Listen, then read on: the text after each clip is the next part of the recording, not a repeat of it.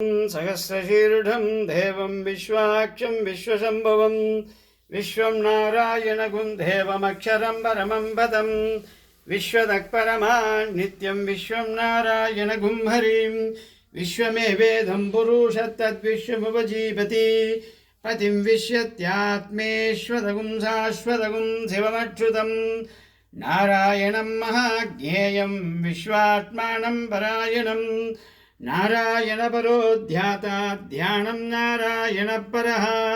नारायणपरं ब्रह्मतत्त्वं नारायणपरः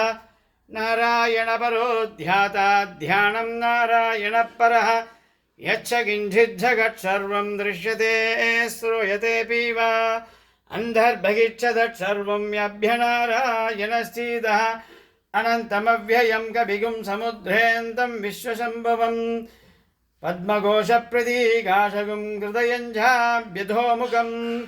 अधो निष्ट्या विदश्यान्ते नाभ्यामुपरि तिष्ठति।